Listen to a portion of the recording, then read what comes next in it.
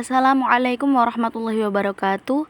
Kami dari kelompok 3 mata kuliah Hukum Pidana di Negara Islam, kelas Hukum Pidana Islam C semester 5, Universitas Islam Negeri Sunan Ampel, Surabaya. Anggota kelompok kami ada 3, yakni yang pertama saya sendiri, Zamratul Miftah Kuslaili, Laurda Salsabila Wara, dan Muhammad Deni Afrizal. Dengan dosen pengampu, Bapak Marli Chandra LLB Hons MCL. Teman-teman, pada video ini kami akan membahas mengenai tema kejahatan terhadap kehormatan Undang-Undang ITE di Malaysia dan di Indonesia.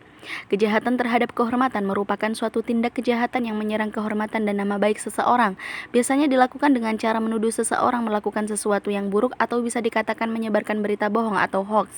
Tindak pidana kejahatan terhadap kehormatan juga merupakan penghinaan ringan. Pembahasan utama dalam video kali ini yakni penghinaan atau pencemaran nama baik. Pembahasan yang pertama, Undang-Undang ITE di Malaysia. Pencemaran nama baik di Malaysia tidak mendefinisikan kata pencemaran nama baik, melainkan didefinisikan dengan fitnah. Pengaturan tindak pidana pencemaran nama baik di Malaysia diatur dalam Kitab Undang-Undang Hukum Pidana Malaysia atau Penal Code dan Akta Komunikasi dan Multimedia 1998. Tepatnya diatur di dalam pasal 499 sampai pasal 504. Pasal 499 Kitab Undang-Undang Hukum Pidana Malaysia atau Penal Code berbunyi sebagai berikut. Barang siapa sama ada dengan perkataan yang dituturkan atau yang dimaksudkan untuk dibaca atau dengan isyarat atau dengan pernyataan zahir, membuat atau menyiarkan apa-apa tomahan mengenai seseorang dengan maksud hendak merosakkan atau dengan mengetahui atau dengan nada sebab mempercayai bahwa tomahan itu akan merosakkan nama baik orang itu, adalah dikatakan, kecuali dalam hal-hal yang dikecualikan kemudian daripada ini, menfitnah orang itu. Terjemahnya, setiap orang, baik dengan kata-kata yang diucapkan atau dimaksudkan untuk dibaca atau dengan isyarat atau dengan ekspresi, membuat atau mempublikasikan fitnah apapun tentang seseorang dengan maksud untuk menyakiti atau dengan mengetahui atau dengan alasan untuk percaya bahwa fitnah itu akan merusak nama baik orang tersebut, kemudian dapat dikecualikan dari orang menfitnah tersebut. Dalam rumusan pasal tersebut adanya unsur-unsur yang terkandung, yakni di mana adanya suatu kata-kata yang diucapkan dan membuat tambahan yang dimaksud dengan merusak nama baik seseorang atau fitnah.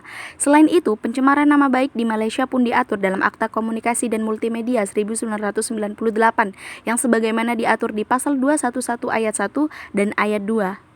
Section 211 ayat 1, tiada pemberi pengkhidmatan aplikasi kandungan atau orang lain yang menggunakan pengkhidmatan aplikasi kandungan boleh memberikan kandungan yang sumbang, lucah, palsu, mengancam atau jelik sifatnya dengan niat untuk mengacau, mandera, mengungut atau mengganggu mana-mana orang. Kemudian pada ayat 2, seseorang yang melanggar subsection ayat 1 melakukan suatu kesalahan dan apabila disabitkan boleh didenda tidak melebihi Rp50.000 atau dipenjarakan selama tempo tidak melebihi 1 tahun atau kedua-duanya, dan juga boleh didenda selanjutnya Rp1.000 bagi setiap hari atau sebagian daripada sehari kesalahan itu diteruskan selepas pensabitan. Terjemahnya, pasal 211 ayat 1, tidak ada penyedia layanan aplikasi konten atau orang lain yang menggunakan layanan aplikasi konten dapat memberikan konten yang tidak baik, cabul, palsu, mengancam atau cabul dengan maksud untuk melecehkan, menyalahgunakan, mengancam atau melecehkan siapapun. Pada ayat 2, barang siapa melanggar ayat 1 melakukan tindak pidana dan diancam dengan pidana denda tidak lebih dari Rp50.000 atau pidana kurungan paling lama 1 tahun atau keduanya dan denda lebih lanjut Rp1.000 untuk masing-masing hari atau bagian dari pelanggaran berlanjut setelah hukuman. Kemudian teman-teman, pembahasan yang kedua adalah Undang-Undang ITE di Indonesia. Undang-Undang Nomor 19 Tahun 2016 Junto Undang-Undang Nomor 11 Tahun 2008 tentang Informasi dan Transaksi Elektronik adalah produk hukum yang mengatur permasalahan di dunia maya atau di internet. Salah satunya adalah pencemaran kehormatan, penghinaan, dan pencemaran nama baik. Terdapat 2 ukuran bahwa suatu ucapan yang menuduh suatu perbuatan sehingga dianggap menyerang kehormatan dan nama baik seseorang, yakni yang pertama, ukuran subjektif. Jika menurut ukuran subjektif, ada orang yang merasa tercemar kehormatan dan nama baiknya akibat adanya ucapan orang lain yang menuduhkan suatu perbuatan. Kemudian yang kedua adalah ukuran objektif, adalah didasarkan ukuran umum pada waktu dan tempat untuk menilai bahwa suatu perbuatan termasuk perbuatan merusak kehormatan atau nama baik atau tidak. Dalam hal ini, nilai-nilai yang hidup dalam masyarakat menjadi ukurannya. Beberapa unsur dalam penghinaan. Yang pertama, sengaja. Kesengajaan ini dapat mengakibatkan berat ringannya pidana yang diancamkan. Dalam hal ini, kesengajaan diukur melalui pengetahuan pelaku bahwa akan ada dampak tertentu akan hasil postingannya dan menghendaki postingan tersebut dibaca, direspon oleh pengguna sosial media. Yang kedua, tanpa hak. Menurut Achrick, istilah ini digunakan untuk menyinggung melawan hukum yang biasa disebut widerrechtlich.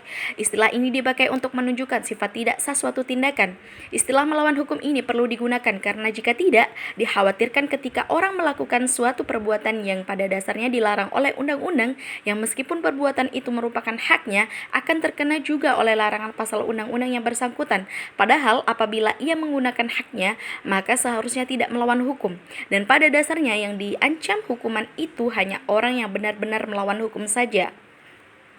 Misalnya, seorang polisi karena perintah atasan mengunggah daftar pencarian orang atau DPO ke website agar diketahui oleh publik, tidak dipidana karena polisi tersebut tidak melawan hukum karena ada dasar wewenangnya. Selain itu, hal ini juga merujuk pasal 310 ayat 3 KUHP yang mengatur bahwa suatu pencemaran nama baik tidak dipidana apabila dilakukan demi kepentingan umum atau karena terpaksa untuk membela diri. Kemudian yang ketiga, mendistribusikan dan atau mentransmisikan dan atau membuat dapat diaksesnya informasi elektronik dan atau dokumen elektronik. Hal ini merupakan penjelasan dalam pasal 27 ayat 3 di mana jika dijelaskan maksud dari kalimat tersebut, maka yang dimaksud dengan mendistribusikan adalah mengirimkan dan atau menyebarkan informasi elektronik dan atau dokumen elektronik kepada banyak orang atau berbagai pihak melalui sistem elektronik. Kemudian yang dimaksud dengan mentransmisikan adalah mengirimkan informasi elektronik dan atau dokumen elektronik yang ditujukan kepada suatu pihak lain melalui sistem elektronik. Kemudian yang dimaksud dengan membuat dapat diakses adalah semua perbuatan lain selain mendistribusikan dan mentransmisikan melalui sistem elektronik yang menyebabkan informasi elektronik dan atau dokumen elektronik dapat diketahui pihak lain. Yang keempat, memiliki muatan penghinaan dan atau pencemaran nama baik. Setelah Undang-Undang ITE ini memunculkan permasalahan, Mahkamah Konstitusi kemudian memberikan penafsiran bahwa terhadap pasal 27 ini tidak bisa dilepaskan dari norma hukum pidana yang diatur dalam pasal 310 dan pasal 311 KUHP. Hal ini kemudian diafirmasi oleh pembentuk undang-undang dengan diundangkannya amandemen Undang-Undang ITE, yaitu dengan menambah bagian penjelasan pasal 27 ayat 3. Ketentuan ayat ini mengacu pada ketentuan pencemaran nama baik dan atau fitnah yang diatur dalam KUHP. Namun, dalam penjelasan pasal 27 ayat 3 ini tidak menyebutkan rujukan pasal dan KUHP secara spesifik. Akan tetapi pasal yang melarang pencemaran nama baik pada pokoknya diatur di pasal 310 KUHP dan fitnah di pasal 311 KUHP. Dalam pasal 310 ayat 1, barang siapa sengaja menyerang kehormatan atau nama baik seseorang dengan menuduhkan sesuatu hal yang maksudnya terang supaya hal itu diketahui umum, diancam karena pencemaran dengan pidana penjara paling lama 9 bulan atau pidana denda Rp4.500. Ayat 2, jika hal itu dilakukan dengan tulisan atau gambaran yang disiarkan, dipertunjukkan atau ditempelkan di muka umum, maka diancam karena pencemaran tertulis dengan pidana penjara paling lama 1 tahun 4 bulan atau pidana denda paling banyak Rp4.500. Ayat 3, tidak merupakan pencemaran atau pencemaran tertulis jika perbuatan jelas dilakukan demi kepentingan umum atau karena terpaksa untuk membela diri. Dalam pasal 311 ayat 1, jika yang dilakukan kejahatan pencemaran atau pencemaran tertulis dibolehkan untuk membuktikan apa yang dituduhkan itu benar, tidak membuktikannya, dan tuduhan dilakukan bertentangan dengan apa yang diketahui, maka diancam melakukan fitnah dengan pidana penjara paling lama 4 tahun. Ayat 2, pencabutan hak-hak berdasarkan pasal 35 nomor 1-3 dapat dijatuhkan. Nah, teman-teman, lalu bagaimana perbedaan dan persamaan pengaturan Undang-Undang ITE di Malaysia dan di Indonesia? Nah, teman-teman, ini perbedaan pengaturan Undang-Undang ITE di Malaysia dengan di Indonesia. Adanya suatu perbedaan di dalam suatu sistem hukum di Indonesia dan Malaysia. Indonesia sebagai negara yang menganut sistem civil law. Nah, apa sih sistem civil law ini? Nah, sistem civil law ini adalah di mana sistem berupa peraturan perundang-undangan, hukum kebiasaan-kebiasaan, dan jurisprudensi, di mana pada permasalahan tersebut sudah memiliki peraturan hukum. Peraturan hukum tersebut tertuang di KUHP dan undang-undang. Kemudian Malaysia menganut sistem common law, di mana sistem hukum Anglo-Saxon ialah suatu sistem hukum yang didasarkan pada jurisprudensi. Sumber hukum ini ialah putusan hakim atau pengadilan. Nah, definisi pencemaran nama baik di Indonesia adalah tindakan mencemarkan nama baik seseorang dengan cara menyatakan sesuatu baik melalui lisan ataupun tulisan. Kemudian di Malaysia menggunakan istilah fitnah yang dapat ditemukan dalam Case Law Malaysia dan Common Law Inggris. Nah, kemudian sanksi pidana untuk pelaku tindak pidana pencemaran nama baik di Indonesia adalah 4 tahun penjara dan denda paling banyak 750 juta rupiah. Kemudian di Malaysia, sanksi pidana 1 tahun penjara dan denda tidak melebihi dari 150 juta rupiah. Kemudian persamaan pengaturan Undang-Undang ITE di Malaysia dengan di Indonesia. Yang pertama, Indonesia dan Malaysia sama-sama menandatangani Convention on Cybercrime yang dimasukkan dalam European Treaty Series nomor 185. Yang kedua, karakteristik virtualis ruang cyber larangan perbuatan di Indonesia diatur dalam pasal 27 ayat 3 Undang-Undang Informasi dan Transaksi Elektronik, sedangkan di Malaysia diatur di pasal 211 ayat 1 Akta Komunikasi dan Multimedia. Yang ketiga, proses penyidikan dan penyelidikan mempunyai kesamaan di mana Indonesia mengatur tentang penyidikan di pasal 42 sampai 44 Undang-Undang Informasi dan Transaksi Elektronik dan penyelidikan pasal 102 Kitab Undang-Undang Hukum Acara Pidana. Di Malaysia, penyidikan dan penyelidikan diatur dalam pasal 58 sampai 67 Akta Komunikasi dan Multimedia. Pembahasan yang ketiga, Undang-Undang ITE dalam perspektif Islam. Undang-Undang ITE nomor 19 tahun 2016 sesuai dengan hukum Islam karena di dalam sumber agama yaitu Al-Quran dan Hadis melarang orang lain untuk menghina dan menghasut sesama muslim. Bagaimana dalam surat Al-Hujurat ayat 11 yang artinya, wahai orang-orang yang beriman, janganlah suatu kaum mengolok-olokkan kaum yang lain karena boleh jadi mereka yang diperolok-olokkan lebih baik dari mereka yang mengolok-olokkan. Dan jangan pula perempuan-perempuan mengolok-olokkan perempuan lain karena boleh jadi perempuan yang diperolok-olokkan lebih baik dari perempuan yang mengolok-olokkan. Janganlah kamu saling mencela satu sama lain dan janganlah saling memanggil dengan gelar-gelar yang buruk. Seburuk-buruk panggilan adalah panggilan yang buruk fasik setelah beriman dan barang siapa tidak bertobat maka mereka itulah orang-orang yang zalim. Teman-teman, larangan tersebut sudah tercakup salah satu kategori ujaran kebencian yang diantaranya adalah penghinaan, pencemaran nama baik, penistaan, perbuatan yang tidak menyenangkan, provokasi dan penyebaran berita bohong. Dalam agama Islam mengharamkan perbuatan tersebut yang menyentuh kehormatan atau kemuliaan manusia karena berkenaan dengan ujaran kebencian yang dapat menjatuhkan harkat dan martabat orang lain. Menurut hukum Islam terhadap penerapan Undang-Undang ITE nomor 19 tahun 2016 termasuk dalam kategori jarima takzir karena tidak ditentukan dalam Al-Quran dan Hadis. Hukuman takzir adalah hukuman yang bersifat mencegah menolak timbulnya bahaya sehingga penetapan timbulnya jarimah adalah wewenang penguasa atau hakim menyangkut. Hukuman takzir yang diberikan berupa hukuman penahanan dalam hukuman penjara terbatas atau belum ditentukan batas waktu oleh hakim dalam rangka memberikan pendidikan dan pengarahan kepada kemaslahatan pelaku agar tidak mengulangi perbuatannya lagi. Pemenjaraan merupakan bagian dari sanksi takzir, seperti halnya potong tangan yang sanksi tersebut harus memberikan rasa sakit yang sangat kepada pihak yang dipenjara dan juga harus bisa menjadi sanksi yang bisa berfungsi mencegah. Itulah tujuan utama dari pemenjaraan dalam sanksi takzir. Nah, teman-teman, inilah studi kasus kejahatan terhadap kehormatan Undang-Undang ITE di Indonesia.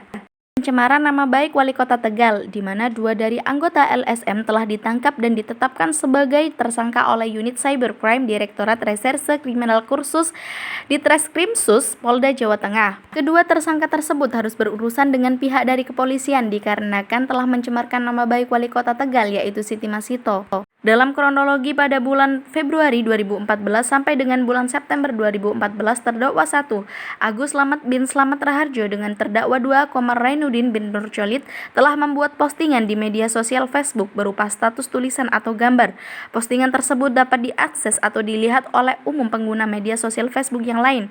Kedua tersangka tersebut tidak saling berteman, namun dapat saling berkomentar, di mana postingan tersebut berisi penghinaan atau pencemaran nama baik terhadap saksi Haji Siti Masito Sueparno selaku Wali Kota Tegal, saksi Amir Mirza Huta Galung SE, dan saksi Supriyanto anggota DPRD Kota Tegal. Berdasarkan tindak pidana yang dilakukan terdakwa pencemaran nama baik kepada Wali Kota Tegal serta dari bukti-bukti dan saksi-saksi yang ada, maka hakim memberikan putusan pengadilan sebagai berikut. Yang pertama, menyatakan terdakwa 1 dan terdakwa 2 secara sah meyakinkan bersalah melakukan tindak pidana bersama-sama dengan sengaja dan tanpa hak membuat dapat diaksesnya informasi elektronik 75 yang memiliki muatan penghinaan dan pencemaran nama baik sebagaimana dalam dakwaan pertama penuntut umum. Kemudian putusan yang kedua, menjatuhkan pidana terhadap para terdakwa tersebut di atas dengan pidana penjara masing-masing selama 8 bulan, dikurangi selama para terdakwa berada dalam tahanan, dan denda masing-masing sebesar 2 juta rupiah, subsidiar masing-masing 2 bulan kurungan. Putusan yang ketiga menyatakan barang bukti yakni berupa 2 laptop, handphone BlackBerry, handphone Samsung Galaxy Core, dan HP Samsung Cam. Nah, teman-teman, sekian penjelasan dari kelompok kami. Kurang lebihnya mohon maaf. Wassalamualaikum warahmatullahi wabarakatuh. Terima kasih dan semoga bermanfaat.